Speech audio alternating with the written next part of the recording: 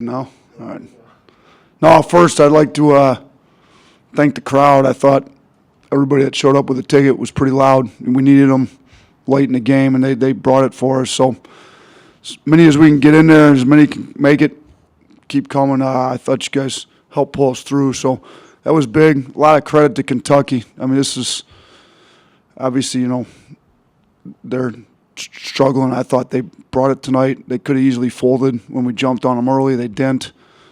They fought back, ended up taking the lead. I think, credit to them that they competed as hard as they did over the course of the game tonight. But, our guys are older, veteran guys that know how to win or learning how to win, showing that they know how to win in tight games. I think we had a 10-0 run there. They were up 2, if I remember, with, what was it, 54, 52, if I remember right. And we came out over about a 4-minute stretch there and pitched a shutout. They got the free throws in that late 3. We almost shut them out in the last 4 minutes. They got and scored those 5 points. But I thought our defense was great. We had Keon Ellis in there. He gave us great minutes there late, especially defensively. With the bigs that Kentucky's got without Bruner right now, and Reese is really banged up, so he couldn't give us what he maybe usually would have given us. I thought Juwan Gary was huge with his minutes. And, obviously Rowe wasn't quite back. He hasn't practiced for a week, so it was good we had him on the bench with us, but you could tell he wasn't quite there. So, but Herb and Petty as seniors to get the first sweep of Kentucky since, I think, 89, somebody told me. So happy for those seniors. And Petty hung in there. Wasn't his easiest game. They did a good job, I thought, on our shooters staying home. We only got 23s up, which is obviously not how we usually play, but we figured out a way to win the game with defense and rebounding. We were even on the glass with them. So without the bigs that we typically would have, I'll take that being even on the glass. I thought some guys fought. Herb, you could tell, was limping around. His back still really banged up from that fall he took against Mississippi State. But he's 1 rebound and 2 assists away from a triple-double with a messed-up back. So can't say enough about Herb. And then Shaq just came alive in the second half and really gave us that scoring punch we needed. And, obviously his free throws he's got to figure out. Him and Herb combined to go 19 of 20 at the free throw line. That was huge for us. So big win halfway through conference at 9-0. Really proud of our guys and the culture that they've created for themselves and just winning, being able to win some close games here. Thank you, Coach. As a reminder, just use the raise hand function for a question. We'll start with Michael Casagrande. Yeah, you only got 4 3-point shots in the second half. What was offense? What was going on with the offense, and how much was that their defense? Got to give them a lot of credit. They did as good a job defensively as probably anybody's done on us since we started winning. So I thought, they didn't get beat off the dribble that much. They were able to stay in front of us. They stayed big on us. They didn't collapse on the drives, like maybe they usually would have. I also thought we missed some spray outs. I mean, we overdrove the ball, had some opportunities to kick it out where we would have gotten more threes up, turned it over instead. So we got to get our offense fixed. It's not been good either of the last 2 games. We got to do a better job. That's on me. I got to put guys in positions to make better play. I got to get Petty more shots. We got to get, obviously Shackelford didn't shoot it great, but we got him going in the second half, coming downhill. But, Primo came out of the gate strong. Probably got to figure out a way to keep him going, getting him some easier shots. So I'm going to take the blame on the offense tonight. I got Quinterly's one of the best point guards going off the dribble, making reads. I got to put him in a better spot to make us better on offense when he's in there. So I'm going to spend a lot of time over the next 3 days trying to figure out how to fix that for sure. Go to Cecil Hart next. Coach, Juwan Gary got substantial minutes. Reese didn't look 100%. Obviously, Rojas wasn't at 100%. How did you feel that Juwan's minutes contributed? Yeah, I mean, he was huge. I'm looking right now at our analytics company that gives us the breakdown that points per possession when Juwan was on the floor. And how many did he play? He played 16 minutes It was a 0.46, which, overall in the game we were 0.79. So his 0.46 when he was on the floor was huge. He had some blocks, steals, fought their bigs in there. I thought, shoot, if we don't have him, we don't win the game. So he was big for us tonight, and didn't necessarily score a ton, but, that layup he got in the second half, with the left hand was big, kind of helping break open a little run there for us. So his defensive numbers and Keon Ellis's defensive numbers were really great. Keon Ellis was a .67 when he was in the game in his 13 minutes. So those two guys, and they were in there late when we needed to switch everything and got some big stops there. I think we stopped them 7 of the last 9 possessions, if I got that correct. Go to Scott Griffin next. I was going to talk about that last 4 minutes, the thought process behind keeping Gary and Ellis and going defensively, Nate, instead of offensively. You could have gone either way there.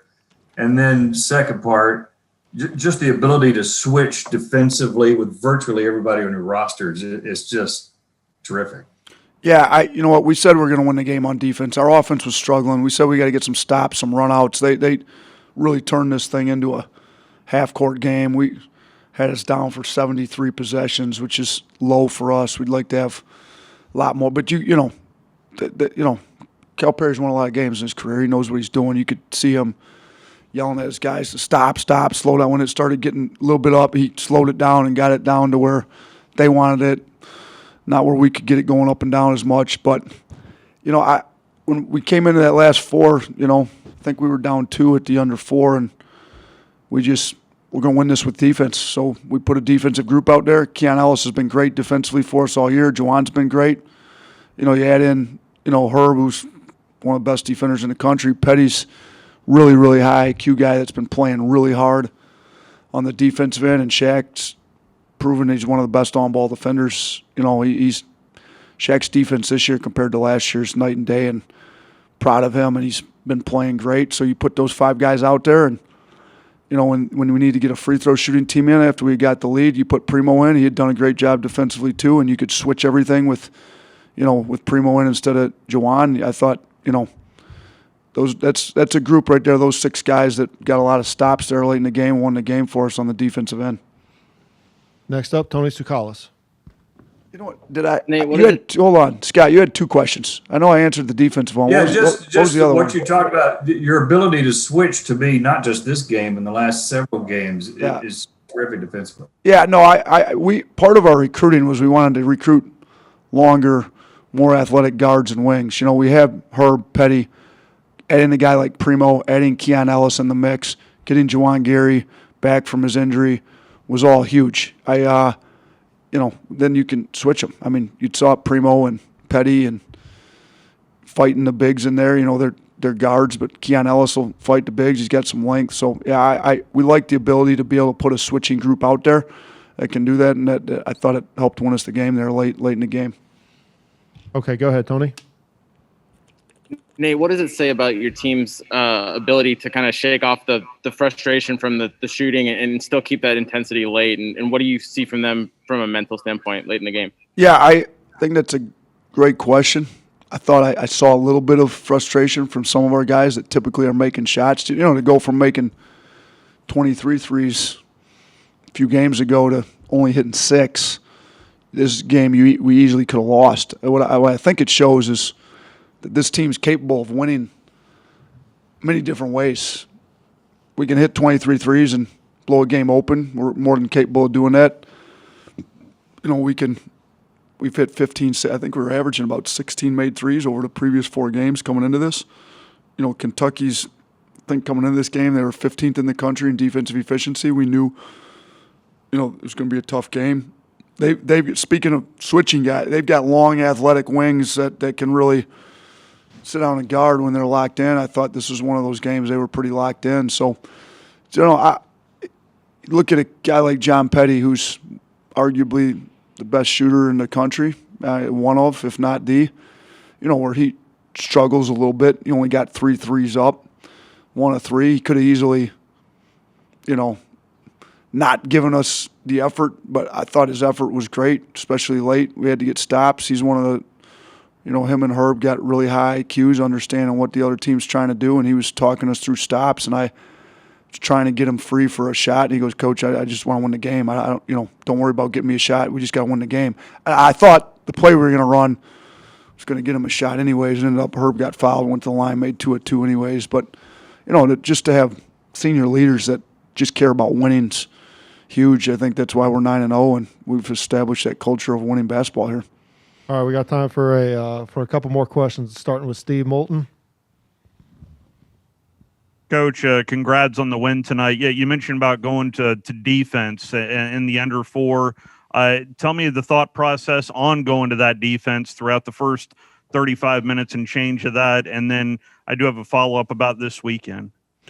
So we struggled on offense, and it's, there's obviously some players, and we've got all the analytics to back up what we think and support. Some guys are better offensively, some guys are better defensively. Typically, you want the group that gives you the best chance on both sides. We were really struggling offensively, but this was a game. I think in tight games, you win the games on your defense and your rebounding. So I kept asking, Charlie runs our defense. Brian's in charge of personnel. I kept going to Brian and Charlie, do we have the best defensive group out there to get stops? And we put what we felt like was the best defensive group for tonight with how they were playing tonight out there to get the stops. And they got it done in the last 4 minutes. Now, the previous 35 minutes, we showed I thought we were good out of the gate. Then I thought we weren't very good for large portions. Now it wasn't necessarily just the defense. I thought our offense really dragged us down tonight. We were not good offensively at all. But there was times defensively where we did – it wasn't as good as what we'd have liked.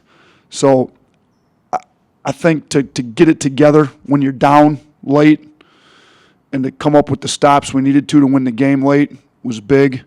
But, yeah, you'd like to see that defensive intensity from everybody that's on the floor for the whole 40 minutes. But to give our guys credit, they brought it there in the last 4 when we needed it. And it was there enough throughout the course of the game that we were able to win that in the last 4 minutes. The follow-up I had, Coach, is it did look like Oklahoma hung on for a 1-point road victory. So another big opponent for you this weekend. Yeah, I mean, they're playing really well. I haven't watched them at all. I'm going to do our cleanup from this game because it was disastrous on a lot of levels, especially offensively. But our assistants are all moving on to Oklahoma. We'll meet tomorrow. I'll kind of go through my cleanup with everybody, get what clips we want to show the guys. Our guys are off tomorrow, and then we'll reconvene on Thursday, have a game plan ready to go for Oklahoma. We do have to get some guys rested. Herb's really banged up. Reese is banged up. Petty, this guy's playing heavy minutes. You look, Petty was over 32. Shaq's up over, high minutes. Herb's at 33. We got to get our guys' legs back under them for the Oklahoma game. It's a huge game. It's big. We're winning games within the SEC. If we could get a non-conference win in late January, that would be huge for our resume come March. And we're putting ourselves in a situation where we could have a pretty high seed, and this game would go a long ways if we could go on the road and get one. And they're really good. When you looked at who was supposed to be lined up and they paired the teams up, I'm guessing we're probably outperforming what people thought when they lined up the SEC Big 12 Challenge, and Oklahoma may be doing the same thing. All right, thank you, Coach.